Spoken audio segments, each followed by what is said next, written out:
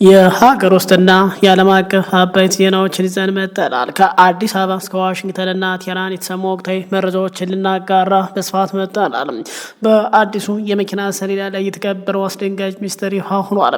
መንግስት ሰሌዳውን በመጠቀም ሰዎች ሊሰልል ነው የሚለው ጥያቄ አሽከርካሪዎችን እያነጋገረ ቀጥሏል። እንመለከተዋለን።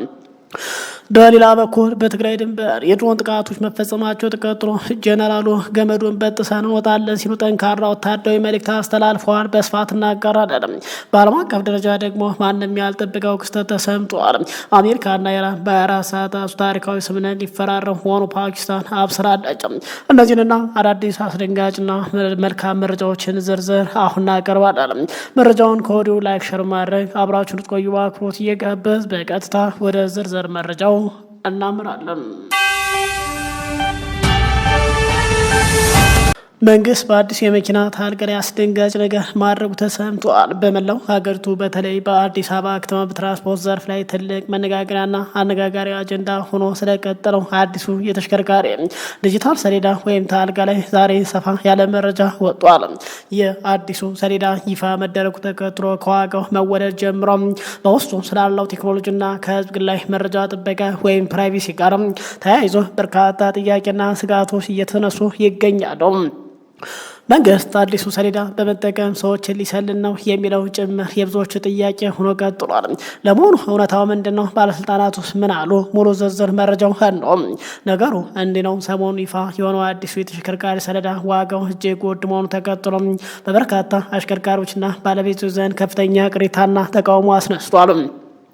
ከተያዘው የኢኮኖሚ ጫና አንጻር የዚህ ሰሌዳ ዋጋ መናር በርካታ ተሽከርካሪዎች ከስራ ውጭ ሊያደርግ ይችላል የሚሉ ስጋቶች ከወዲሁ እየተሰሙ ነው። ከዋጋው መወደድ ባሻገር ግን ህዝቡን ይበልጥ ያሳሰቡ ሌላ ጉዳይ አለ። ይህ ሰሌዳ ምን ቢኖረው ነው ይህንን ያህል ዋጋ ይወጣለት የሚለው ጥያቄ በስፋት ሲነሳ የቆየ ሲሆን አሁን ላይ ሰሌዳው የሰዎችን የዕለት ተዕለት እንቅስቃሴ ለመከታተልና ለመሰለል የሚያስችል ቴክኖሎጂ አለው የሚሉ መረጃዎች በማህበራዊ ሚዲያ ላይ መሰራጨታቸውን ስጋቱን ይበልጥ አጋግሎታል። ይህን ስጋትና ጥያቄ የሚመልስ አንድ ይፋዊ መግለጫ ከአዲስ አበባ ከተማ አስተዳደር የአሽከርካሪና ተሽከርካሪ ፈቃድና ቁጥጥር ባለስልጣን በኩልም ተሰጥቷል። በአደባባይ የተነገሩት መረጃዎች መነሻ ማድረግ የቂርቆስ ቅርንጫፍ ስራ አስኪያጅ አቶ ደረጃ አሰፋ ለዓለም አቀፍ የዜና ወኪል ስፑትኒክ አፍሪካ በሰጥ መግለጫ በአዲሱ ሰሌዳ ውስጥ ልዩ የቴክኖሎጂ ወይም ቺፕስ መቀበሩን ይፋ አድርገዋል።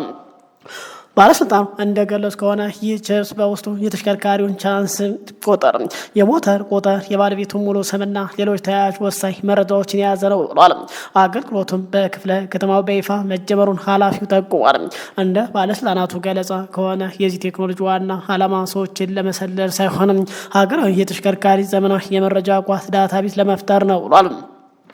ይህ አሰራር በተለይ የተሽከርካሪ ስርቆትን ለመከላከል የሰሌዳ ፎርጅድ ወይም ሀሰተኛ ሰሌዳዎችን በቀላሉ ለመለየት እንዲሁም የትራፊክ ቁጥጥር ስራን በዲጂታል መንገድ ለማቀላጠፍ የሚረዳ መሆኑ ይናገራሉ።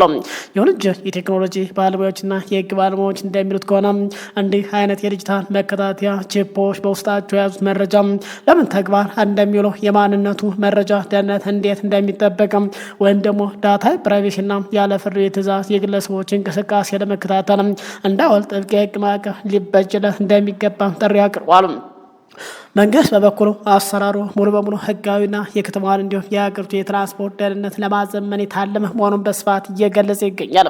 የተከበራችሁ አድማጭ ተመልካቾች የአዲሱ ተሽከርካሪ ሰሌዳ በውስጡ መረጃዎችን የያዘው ቺፕስ መያዙና ዋጋው መወደዱ ያስነሳው ውዝግብ በዚህ መልኩ ቀጥሏል። እናንተስ በዚህ አዲስ አሰራር ላይ ምን ታዘባችሁ? የቴክኖሎጂ መኖር የተሽከርካሪ ስርቆትን ለመከላከል ይጠቅማል ወይስ የግል ነጻነትን ይጋፋል ብላችሁ ታስባላችሁ? የዋጋውስ መወደድ በአሽከርካሪ ላይ ምን አይነት ተጽዕኖ ያሳድራል? የነዚህን ጥያቄዎች ምላሽ የእናንተ ሀሳብ ከታች ባለ የኮሜንት መስጫ ሰዓት ላይ እንድታጋሩ በአክብሮት እየጋበዝ ወደ ቀጣይ መረጃ እናምራለን። በትግራይ ጦርነት ሊፈነዳ ጫፍ የደረሰ ይመስላል። በትግራይ ክልልና በፌዴራል መንግስት መካከል ያለው ወቅታዊ ውጥረትና የሰላም ሂደቱን አካሄድ በተመለከተ አዲስና አነጋጋሪ መረጃዎች እየወጡ ቀጥለዋል። የፌዴራል መንግስት ባለፉት ዓመታት ከፋኖ ጋር ሆኖ በተደጋጋሚ ወጋን ማለት የሚገልጹ የመከላከያ ጀነራሎች አብዝተው እንደሚፈሩት የሚነገርለት የሰሜን ምዕራብ ትግራይ ወታደር እዝ አዛዥ መሆናቸው የሚነገርላቸው ጀነራል ምግበይ በድንበር አካባቢ ተፈጽሟል ስላሏቸው የድሮን ጥቃቶችና ስላለው ወቅታዊ ወታደራዊ ዝግጁነት ጠንከር ያለ ዛሬ መልእክት አስተላልፈዋል። ይህ የጀነራሉ ንግግር የቀድሞ የናይጄሪያ ፕሬዚዳንት የአፍሪካ ህብረት ልዩ መልእክተኛ ኦሉሴጉን ኦባሳንጆ መቀሌ ደርሰው ከተመለሱ በኋላ በመሰማቱም ጉዳዩን ይበልጥ ትኩረት እንዲያገኝ አድርጎታል ተብሏል። የሰሜን ምዕራብ ትግራይ ወታደራዊ አዛዥ ጀነራል ምግበይ በሽራሮ ከተማ ባደረጉት ንግግር ከሰሞኑ በድንበር አካባቢ የድሮን ጥቃቶች መፈጸማቸውን በይፋ አረጋግጠዋል። እንደ ጀነራሉ ገለጻ ከሆነ እነዚህ የድሮን ጥቃቶች የተሰነዘሩት የትግራይ የመከላከል አቅም ለማዳከም ታስቦ ቢሆን የተነሳበትን ዓላማ ግን ሳይሳካ ቀርቷል ብሏል። ይሁን እንጂ በቅርቡ የተሰነዘሩ በእነዚህ የድሮን ጥቃቶች ሳቢያ የሰራዊት አባላት መስዋዕትነት መክፈላቸውን ጀነራል ምግበይ ሳይሸሽጉ በይፋ አረጋግጠዋል። መስዋዕትነት እየከፈል ያለ ነው ለታላቅ ዓላማ ነው ያሉት ጀነራሉ የጥቃት በትግራይ ህዝብና በሰራዊት መካከል ያለው አንድነትን ይበልጥ ያጠናክራል ሲሉ ተናግረዋል። ጀነራል ምግበይ በንግግራቸው በአሁኑ ወቅት ወሳኝ በሆነ የታሪክ ምዕራፍ ላይ እንገኛለን ካሉ በኋላ የሰጡት ምሳሌ መግለጫ በፖለቲካ ተንታኝ ዘንድ ሰፊ ትርጉም እየተሰጠው ይገኛል። ጀነራሉ ሲናገሩ ያለ እርምጃ ገመዱን በጥሰን መውጣት አሊያም በዛው ገመድ ታንቀን በድንግርግር ውስጥ መኖር ነው ሲሉ ገልጿል። ይህ ደግሞ ምርጫችን አይደለም ብለዋል። የንግግርም አሁን ያለው ነባራዊ ሁኔታ ለመለወጥና የጋራ ድል ለመቀዳጀት እስከ መጨረሻው መስዋዕትነት ለመክፈል መዘጋጀታቸው የሚያመላክት እንደሆነም ተተርጉሟል። አክለው የመከላከል አቅም አለን፣ ጠላቶቻችንን እናሸንፋለን በማለት ሰራዊቱ ግንባር ላይ እየተዋደቀ አመራሩ እየመራ ህዝቡ ደግሞ ደጀን ሆኖ በጋራ በመቆም ድልን እንቀዳጃለን ሲሉ ተናግሯል።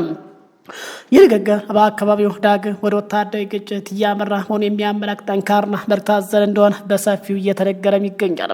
ይህ ወታደራዊ ዝግጁነት የሚያንጸባርቁት የጀነራል ምግበይ ንግግር የተሰማበት ወቅትም ጉዳዩን ይበልጥ አሳሳቢና ትኩረት የሚሻ እንዲሆን አድርጎታል። ንግግሩ የተሰማው በፌዴራል መንግስቱና በህወሓት መካከል እየታየ ያለውን ውጥረት ለማርገብና የሰላም ስምምነቱን ዘላቂነት ለማረጋገጥ የቀድሞ የናይጄሪያ ፕሬዚዳንት ኦሉሴጉን ኦባሳንጆ መቀሌ ደርሰው የሰላም ውይይት ካደረጉና ከተመለሱ በኋላ በመሆኑ ጉዳዩን የብዙዎችን ትኩረት ስቧል ተብሏል። በሌላ በኩል በትግራይ ክልል ስላለው የጸጥታ ሁኔታ ሆነ በሽራሮ አካባቢ ተፈጸመ ስለተባለው የድሮን ጥቃት የፌዴራል መንግስት እስካሁን የሰጠው ምንም አይነት ይፋዊ መግለጫ ሆነ ምላሽ የለም። የፖለቲካና የሰላም ተንታኝ እንደሚሉት ከሆነ በተለያዩ የሀገሪቱ ክፍሎች የሚሰሙ መሰል ወታደራዊ ክስተቶችና መግለጫዎችም የፕሪቶሪያ የሰላም ስምምነት ዘላቂነት አደጋ ላይ እንዳይጥሉ ስጋታቸውን ገልጸዋል። ይሁን እንጂ የሰላም ሂደቱ እንዲቀጥልና ያሉ አለመግባባቶች በውይይትና በዲፕሎማሲ መንገድ እንዲፈቱ የአፍሪካ ህብረት ዓለም አቀፍ ማህበረሰብ ግፊታቸውን እየቀጠሉበት ይገኛሉ ተብሏል። መንግስት ከሰሞኑ በሚሰጠው መግለጫ ጽምዶ በጋራ ሆነው ሊያጠቁና በማለት ላይ ሲሆኑ የጠቅላይ ሚኒስትር አማካሪ ጌታቸው ረዳና የደህንነት ኃላፊው ሬድዋን ሁሴን ለአልጀዚራ በሰጡት ማብራሪያ ጽምዶ በተለይ ህወሓትና ሻዕቢያ በጋራ ሆነው የፌዴራል መንግስት ላይ ከባድ ጦርነት ሊጀመር ሰዓታት ቀርቶታል በማለት መግለጻቸው ይታወሳል። ከውጭ ከአሜሪካና ከኢራን መልካም ዜና ተሰምተዋል። አሜሪካና ኢራን የመጀመሪያ ደረጃ ስምምነት በ24 ሰዓታት ውስጥ እንደሚፈራረሙ ፓኪስታን አስታወቀች። ዩናይትድ ስቴትስና ኢራን በሰላም ድርድር ማዕቀፎች ላይ መስማማታቸውና የመጀመሪያ ደረጃ ስምምነቱ በ24 ሰዓታት ውስጥ እንደሚፈረም ፓኪስታን ዛሬ አስታውቃለች። የፓኪስታን ጠቅላይ ሚኒስትር ሻህባዝ ሻሪፍ ቅዳሜ ዕለት እንደገለጹ ከሆነ ከ3 ወር በላይ የዘለቀው ጦርነት ለማስቆም የሚያስችለው የመጀመሪያ ደረጃ የሰላም ስምምነት በሚቀጥሉት 24 ሰዓታት ውስጥ ይፈረማል ሲሉ ገልጿል። የአደራዳሪዋ ፓኪስታን ጠቅላይ ሚኒስትር ሻሪፍ የፊርማ ስነስርዓቱ በኤሌክትሮኒክስ እንደሚሆንና በሚቀጥለው ሳምንት የሁለቱ ሀገራት ባለስልጣናት ዝርዝር ጉዳይ ላይ ውይይት እንደሚያደርጉ ተናግሯል። አሜሪካና ኢራን አርብ ዕለት ለስምምነት መቃረባቸው የተናገሩ ሲሆን የዩኤስ ባለስልጣናት ሁለቱንም በጽሁፍ ደረጃ መግባባታቸውና ዋሽንግተን የመጀመሪያ ደረጃ ስምምነትን በሚቀጥሉት ቀናት እንደምትፈረም ተናግረው ነበር። ሻሪፍ በኤክስ ገጻቸው ላይ ከምን ጊዜውም በበለጠ ወደ ሰላም ስምምነት ተቃርበናል።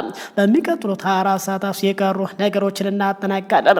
ፓኪስታን ከዚህም ቀጥሎ ወዲያውኑ በኤሌክትሮኒክስ እንዲፈረም ታደርጋለች። በሚቀጥለው ሳምንታት በቴክኖሎጂ በቴክኒክ ደረጃ ውይይት ይቀጥላል ሲሉ ጽፏል። ይህ ታሪካዊ የሰላም ስምምነት ዘላቂ ለሆነ ሰላም መሰረት እንደሚጥል እንተማመናለን ብሏል።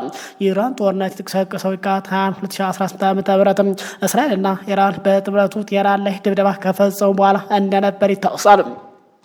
በምላሹም ኢራን በባህረ ሰላጤው በሚገኙ የአሜሪካ ጦር ሰፈሮች ላይ ድብደባ ፈጽማለች። የሂዝቦላ ታጣቂዎች አጋርነታቸውን ለማሳየት ወደ ኢራን ሮኬቶችን አስወንጭፈዋል ተብሏል። አስወንጭፈው ነበር። እንግዲህ ክቡራን አድማጭ ተመልካቾቻችን ይህ በተለይ ለዓለም መልካም ዜና ሆኗል። በዚህ ጉዳይ ላይ ራሳችሁን አስተያየት እንድታጋሩ በአክብሮት የጋበን የሰዓቱ መረጃ ይመስላል። ከሰዓታት በኋላ በሌላ አዳዲስ ወቅታዊ መረጃ እንገናኛለን። እስከዛው ሰላም ቆዩን።